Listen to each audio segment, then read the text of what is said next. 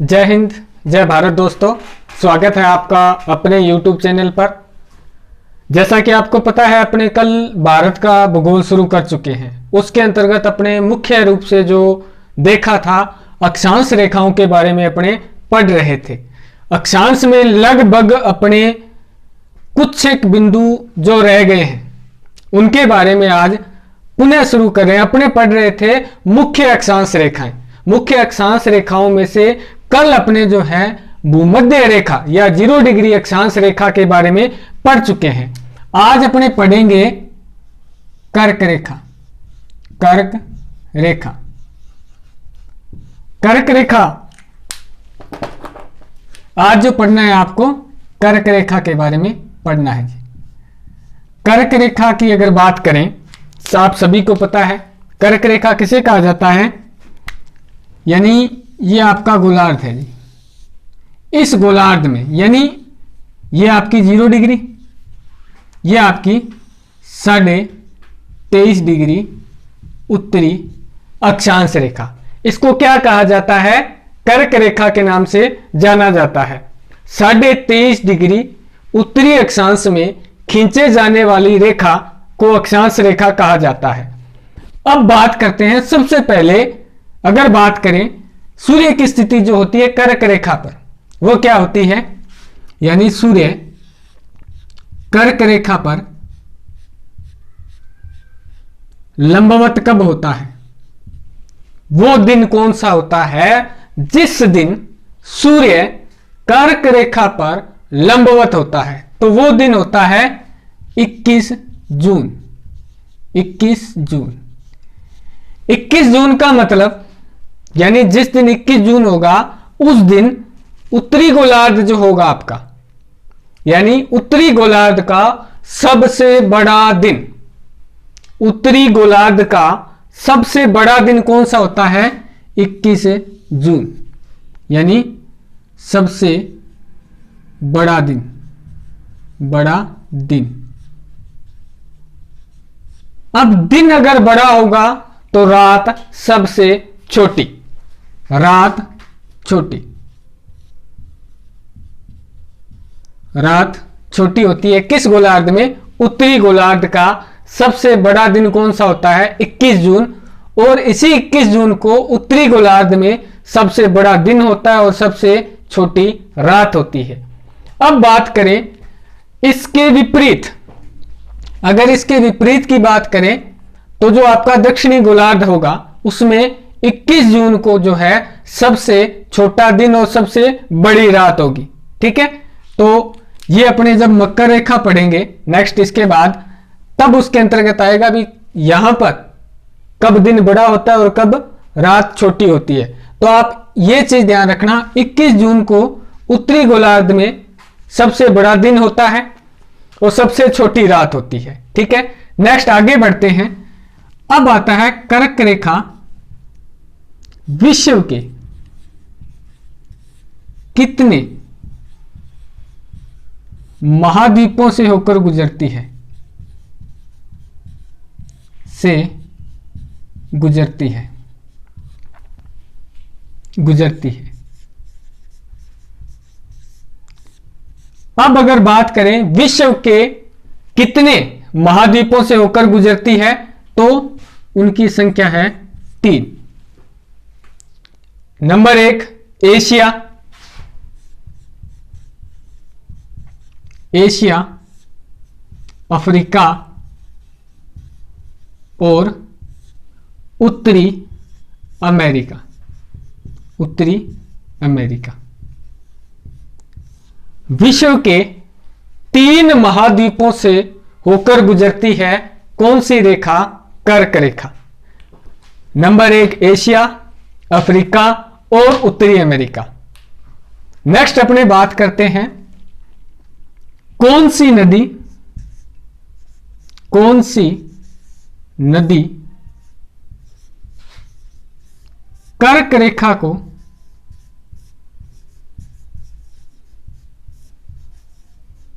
दो बार काटती है?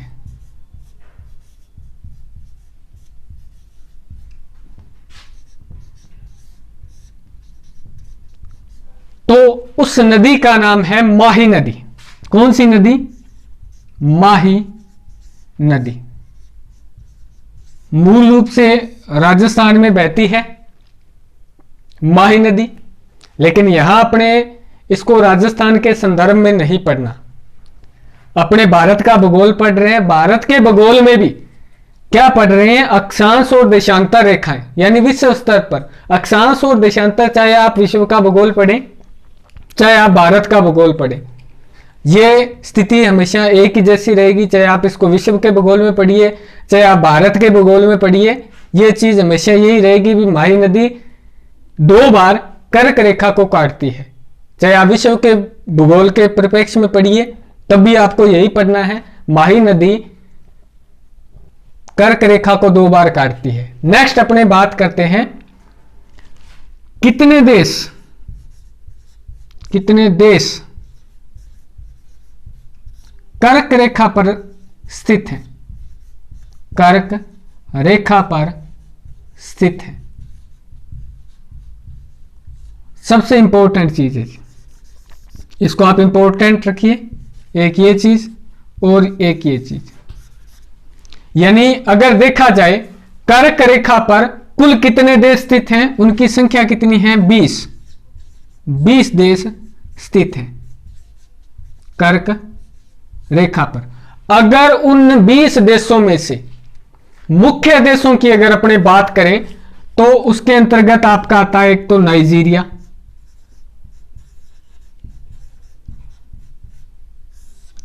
लीबिया, अब इस पर अपना भारत भी तो स्थित है। भारत एक अपना पड़ोसी, बांग्लादेश। अगर मुख्य देशों की बात की जाए, यह प्रश्न बहुत बार पूछा जाता है भी भारत का कौन सा पड़ोसी देश, भारत का कौन सा पड़ोसी देश कर्क रेखा पर स्थित है, तो उसका नाम क्या हो जाएगा? बांग्लादेश। एक देश और है मिस्र, यह भी किस पर स्थित है? आपका कर्क रेखा पर स्थित है। ठीक है, इसके अलावा इतनी चीजों को आपको ध्यान में रखना है। सूर्य की लंबवत स्थिति कब होती है? 21 जून। उसके बाद आपको ध्यान रखना है कर्क रेखा में विश्व के कितने महाद्वीप कर्क रेखा पर स्थित हैं? 3 महाद्वीप स्थित हैं, एशिया, अफ्रीका और उत्तरी अमेरिका। उसके बाद कौन सी नदी कर्क रेखा को 2 बार काटती है? तो उसका नाम है माही नदी। उसके बाद कितने देश कर्क रेखा पर स्थित है? अगर उनकी बात करें, ओवरऑल देशों की बात करें तो उनकी संख्या 20 है, लेकिन मुख्य रूप से जो देश स्थित हैं नाइजीरिया है, लीबिया है, भारत है, बांग्लादेश है और मिस्र है, और एक देश और आप लिख सकते हैं मैक्सिको। मुख्य रूप से आप इन देशों को याद रखेंगे, नाइजीरिया, लीबिया, भारत, बांग्लादेश, मिस्र और मैक्सिको। ठीक है, तो आप इसका स्क्रीनशॉट ले लीजिए, फिर आगे बढ़ते हैं।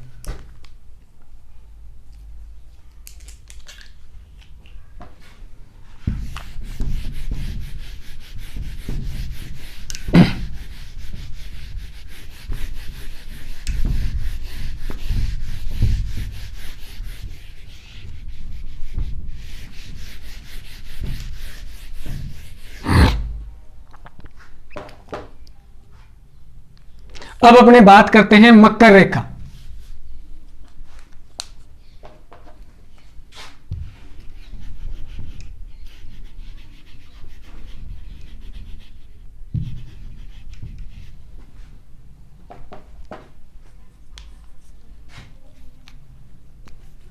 मकर रेखा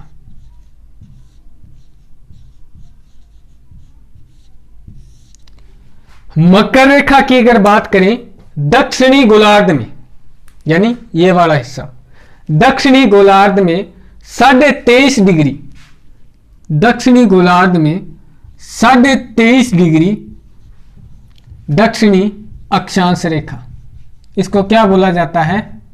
मकर रेखा। क्या बोला जाता है? 23.5 डिग्री दक्षिणी अक्षांश रेखा, जिसको मकर रेखा के नाम से जाना जाता है। ठीक है, अब पढ़ते हैं मकर रेखा की। सबसे पहले बात करते हैं सूर्य की स्थिति जो होती है यहां, यानी सूर्य किस दिन यहां लंबवत होता है, तो वो तारीख होती है 22 दिसंबर। 22 दिसंबर, यानी अगर आपसे सिंपल वे में पूछा जा रहा है दक्षिणी गोलार्ध का सबसे बड़ा दिन, तो कौन सा हो जाएगा? 22 दिसंबर। दक्षिणी गोलार्ध का सबसे बड़ा दिन, सबसे बड़ा दिन, बड़ा दिन कौन सा होता है? 22 दिसंबर, क्योंकि इस दिन सूर्य की स्थिति जो है मकर रेखा पर लंबवत होती है, या 23.5 डिग्री उत्तरी अक्षांश रेखा पर लंबवत होती है। नेक्स्ट आगे बढ़ते हैं, मकर रेखा के बारे में बात करते हैं। सबसे पहले कितने महाद्वीपों से गुजरती है? कितने महाद्वीपों से गुजरती है? महाद्वीपों से गुजरती है।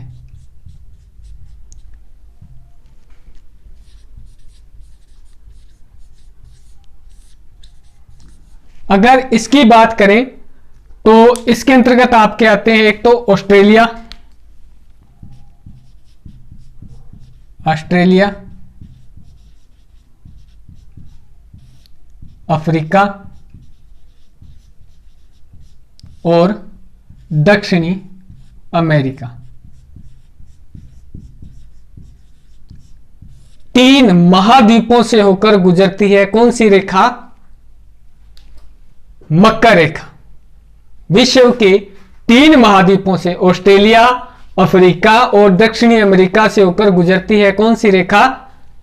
मकर रेखा। नेक्स्ट आगे बढ़ते हैं, कितने देशों से होकर गुजरती है, या कितने देश स्थित हैं? अगर मुख्य रूप से देशों की अगर मैं बात करूं तो Argentina, Argentina, Argentina,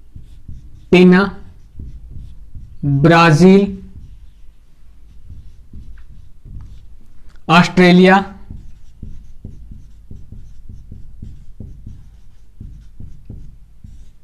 Paraguay, Australia, Brazil, Paraguay मुख्य रूप से जो स्थित देश हैं। इसके अलावा नाइजीरिया,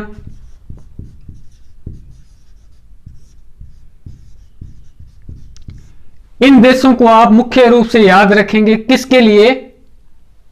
मकर रेखा के लिए। यानी मकर रेखा पर जो स्थित देश हैं उनकी अगर मैं बात करूं, अर्जेंटीना आ जाएगा आपका, ब्राजील आ जाएगा, दक्षिणी अफ्रीका भी एक और लिख लेना आप, दक्षिणी अफ्रीका।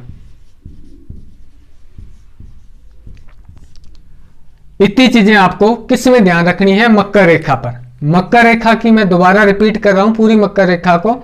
मकर रेखा पर सूर्य जो लंबवत होता है वो समय होता है 22 दिसंबर। 22 दिसंबर की अगर बात करें तो यहां सबसे बड़ा दिन और सबसे छोटी रात, सबसे छोटी रात होती है। यानी किस गोलार्ध की बात करें? दक्षिणी गोलार्ध, दक्षिणी गोलार्ध। दक्षिणी गोलार्ध में सबसे बड़ा दिन और सबसे छोटी रात होती है कब? 22 दिसंबर को। अब बात करते हैं मकर रेखा विश्व के कुल कितने महाद्वीपों से होकर गुजरती है?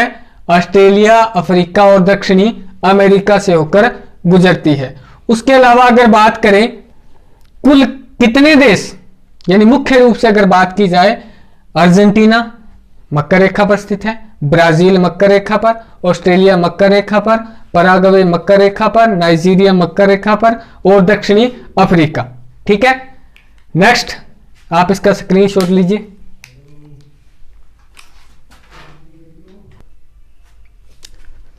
नेक्स्ट अपने बात करते हैं आगे 2 मुख्य अक्षांश रेखाओं के बारे में और पढ़ेंगे। उसके अंतर्गत आपको ध्यान रखना है 66.5 डिग्री उत्तरी अक्षांश रेखा जो है, यानी उत्तरी गोलार्ध में खींचे जाने वाली 66.5 डिग्री उत्तरी अक्षांश रेखा को आर्कटिक कहा जाता है और 66.5 डिग्री दक्षिण में या दक्षिणी गोलार्ध में खींचे जाने वाली रेखा को क्या कहा जाता है? आर्कटिक कहा जाता है। तो इन दो मुख्य अक्षांश रेखाओं का विशेष तौर से ध्यान रखेंगे। उसके बाद अपने आगे बढ़ते हैं, थोड़ा सा अपने आज बात करेंगे। अपना टॉपिक अक्षांश चल रहा है, अभी तक अपने देशांतर के बारे में नहीं पढ़ा है। देशांतर इसके बाद कंटिन्यू करेंगे, पहले पूरी कंप्लीट अक्षांश रेखाओं के बारे में पढ़ेंगे। अब अपने बारे में बात करते हैं भारत की अक्षांशीय स्थिति।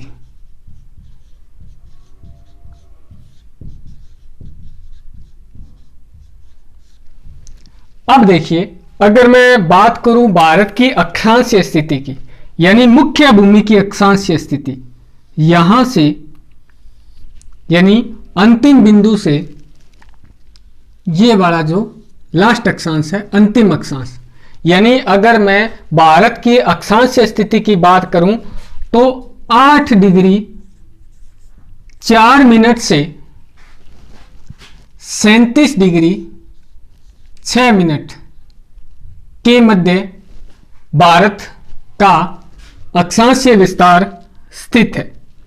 8 डिग्री 4 मिनट से 37 डिग्री 6 मिनट के मध्य पूरा भारत का जो है अक्षांश या अक्षांशीय विस्तार स्थित है। अब देखिए कैसे, जैसे आप ऊपर की तरफ बढ़ेंगे 9, 10, 11, 12, 13, 14, 15 करते करते ये 37 तक चला जाता है, यानी पूरा जो भारत का अक्षांशीय विस्तार है 8 डिग्री 4 मिनट से लेकर 37 डिग्री 6 मिनट के मध्य स्थित है। नेक्स्ट अपने बात करते हैं, अगर आपसे प्रश्न ये पूछा जाता है यहां से लेकर यहां तक, यानी 8 डिग्री 4 मिनट से लेकर 37 डिग्री 6 मिनट के मध्य कुल अक्षांशीय विस्तार अकेले भारत का अगर वो पूछे, कुल अक्षांशीय विस्तार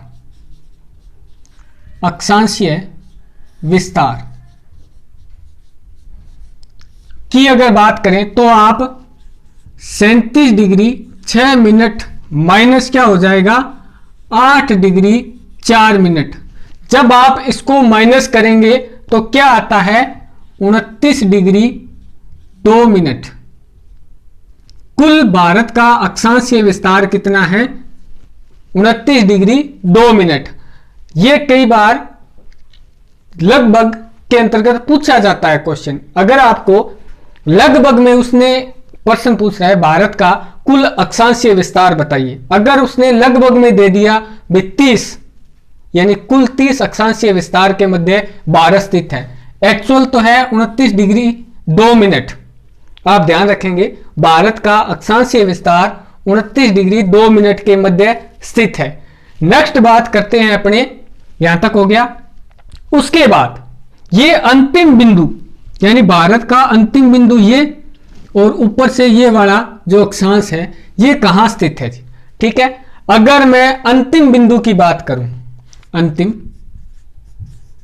बिंदु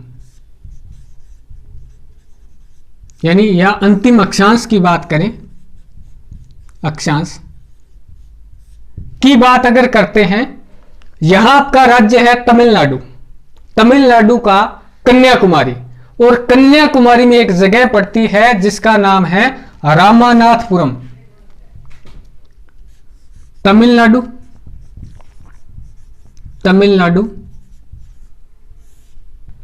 का जिला है कन्याकुमारी।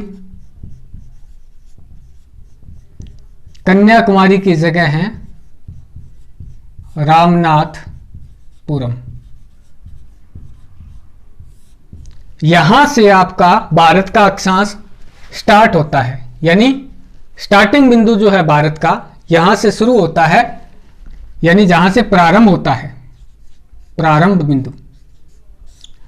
बिंदु तमिलनाडु कन्याकुमारी के अंतर्गत आता है, यानी एक डिस्ट्रिक्ट है कन्या, या भारत का अंतिम छोर, अंतिम जिला जिसको कहा जाता है, उसका रामनाथपुरम एक गांव है जहां पर ये आपकी अक्षांश रेखाएं स्थलीय भूभाग के अंतर्गत शुरू होती, यानी भारत की स्थलीय भूभाग से शुरू होने वाली अक्षांश रेखा है कौन सी? 8 डिग्री 4 मिनट। कहां से शुरू होती है? तमिलनाडु कन्याकुमारी के रामनाथपुरम से। अब बात करते हैं ऊपरी छोर जो है भारत का, यानी ऊपरी बिंदु या अंतिम बिंदु। अगर अक्षांश के हिसाब से अपने बात करेंगे तो ये भारत का अंतिम बिंदु आ जाता है। ये है जी आपका, इसकी अगर मैं बात करूं J&K, जम्मू कश्मीर। जम्मू कश्मीर वर्तमान में भारत का एक यूनियन टेरिटरी है, यानी केंद्र शासित प्रदेश। 5 अगस्त को जब वहां से धारा 370 हटाने के बाद इसको एक केंद्र शासित प्रदेश बना दिया गया है। वर्तमान में कुल कितने केंद्र शासित प्रदेश हैं? 8।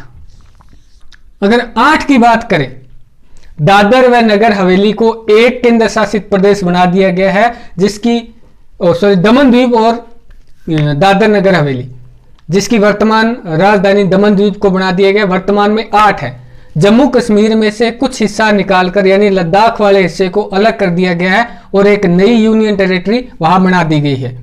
अब अपने बात करते हैं इस बिंदु की। जम्मू कश्मीर के अंतर्गत एक पॉइंट है जिसको कहा जाता है किस नाम से? इंदिरा कोल।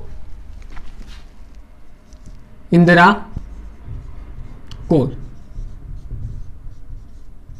इंदिरा कोल से स्टार्ट होकर रामनाथपुरम तक, यानी इनके मध्य स्थित है भारत का अक्षांशीय विस्तार।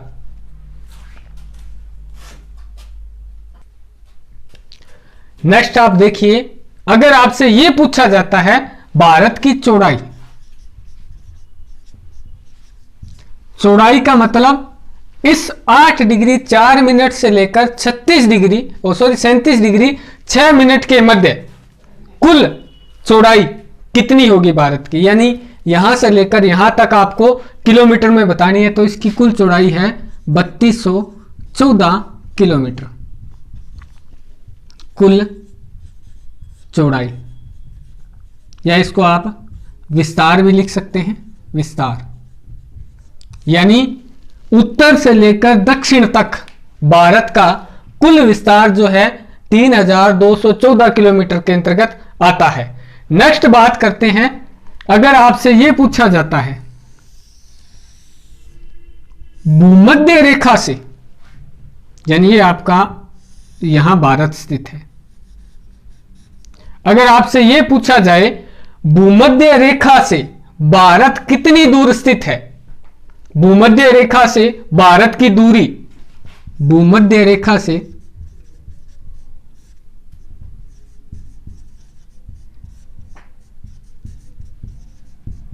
भारत की दूरी 876 किलोमीटर है। भूमध्य रेखा से भारत की कुल दूरी जो है वो 876 किलोमीटर का आती है। नेक्स्ट अपनी बात करते हैं, अब ये तो हो गया भारत का स्थलीय भाग, यानी ये जो अक्षांश आपने पढ़े हैं ये भारत के स्थल भाग के अंतर्गत आते हैं। अब अगर देखा जाए, अगर भारत की तटीय सीमाओं को अपने शामिल कर लें, यहां आपका थोड़ा सा जगह का अभाव है, मैं थोड़ा ऊपर बना रहा हूं, हालांकि थोड़ा सा नीचे है। ये आपका अंडमान निकोबार है। अगर मैं बात करूं अंडमान निकोबार द्वीप समूह, उसके अंतर्गत एक जगह है यहां इंदिरा पॉइंट। कौन सा? इसको इधर लिख रहा हूं मैं, आप देख लीजिएगा, इंदिरा पॉइंट। अगर इंदिरा पॉइंट से मैं भारत के अक्षांश को अगर मैं काउंट करता हूं तो भारत की जो अक्षांश है वो कहां से शुरू होते हैं? 6 डिग्री 45 मिनट, 6 डिग्री 45 मिनट से भारत की अक्षांश रेखाएं शुरू होती हैं। लेकिन ये तटीय सीमा है और ये स्थलीय सीमा है। अगर वो आपसे स्थलीय सीमा का पूछ रहा है तो आप 8 डिग्री 4 मिनट याद रखेंगे। अगर वो आपसे तटीय सीमा के बारे में पूछ रहा है, तटीय सीमा से भारत के अक्षांश बताइए, तो आप ध्यान रखेंगे 6 डिग्री 45 मिनट। नेक्स्ट आगे बढ़ते हैं। इंदिरा पॉइंट का जो पहले नाम था 1984 के अंतर्गत जब भारत की प्रथम प्रधानमंत्री इंदिरा गांधी का स्वर्गवास हुआ, उसके बाद इसका नाम चेंज कर इंदिरा पॉइंट रखा गया। इससे पहले इस जगह को, इंदिरा पॉइंट को क्या कहते थे? Pygmalion point. एक अगर आपको याद हो, 2004 में सुनामी आई थी। 2004 के अंतर्गत सुनामी में 26 दिसंबर 2004 को जब सुनामी आई, सुनामी में ये पिग्मेलियन पॉइंट या इंदिरा पॉइंट जलमग्न हो गया। इंदिरा पॉइंट जलमग्न हो गया था। तो थोड़ा सा आप इसको ध्यान रखेंगे। अगर वो यहां से पूछ रहा है तो आप 8 डिग्री 4 मिनट, अगर वो तटीय सीमा को साथ में काउंट कर रहा है तो आप ध्यान रखेंगे 6 डिग्री 45 मिनट से भारत का अक्षांश शुरू होता है और 37 डिग्री 6 मिनट तक। अब इसको थोड़ा सा अपने रिवाइज कर लेते हैं जितना आपने इसमें पढ़ा है। भारत का अक्षांश आपने देख लिया, उसके बाद भारत का प्रारंभिक बिंदु जो है अक्षांश के अनुसार तमिलनाडु राज्य है, कन्याकुमारी के अंतर्गत एक जगह आती है रामनाथपुरम, यानी यहां से शुरू होता है, और जम्मू कश्मीर के अंतर्गत इंदिरा कोल। हाँ, इंदिरा कोल के बारे में बात करूं तो वर्तमान में ये है पीओके, यानी वर्तमान में ये जो जगह है वो पीओके के अंतर्गत है, यानी पाक अधिकृत कश्मीर में है ये जगह, जो भारत के हिस्से में नहीं है। वर्तमान जैसे पाकिस्तान का उस पर कब्जा है, विवादास्पद जगह है, वहां पर है ये। वर्तमान में इंदिरा कोल पीओके के अंतर्गत आता है, लेकिन अपने गृह मंत्रालय के मैप के अनुसार इसको अपने हिस्से के अंतर्गत दिखाया जाता है और अपने भूभाग में है। वर्तमान में ये भारत का हिस्सा है अपने गृह मंत्रालय के अनुसार। आपने अभी नवीनतम अपना जो मैप जारी हुआ है उसके अंतर्गत देखा होगा, ये सारी चीजें as it is map Bharat का है और भारत का ही हिस्सा है ये। तो भारत अपना अक्षांशीय विस्तार 37 डिग्री 6 मिनट तक ही मानते हैं, तो आप 37 डिग्री 6 मिनट तक ध्यान रखेंगे इंदिरा कोल। नेक्स्ट बात करते हैं, कुल अक्षांशीय विस्तार जो है भारत का 29 डिग्री 2 मिनट है। जब आप इसको इसमें से माइनस करेंगे तो 29 डिग्री 2 मिनट आएगा। भारत की कुल चौड़ाई 32 डिग्री और 3214 किलोमीटर है। भूमध्य रेखा से भारत की दूरी 876 किलोमीटर है। और पिग्मेलियन पॉइंट का आप ध्यान रखेंगे, इस नाम से पहले इसको पिग्मेलियन पॉइंट कहा जाता था, जो 26 दिसंबर 2004 को सुनामी के अंतर्गत जलमग्न हो गया था। तो ये है, आप इसका स्क्रीनशॉट ले लीजिए। बाकी अपने नेक्स्ट क्लास में देखते हैं। चैनल को लाइक कीजिए, सब्सक्राइब कीजिए। थैंक यू, धन्यवाद।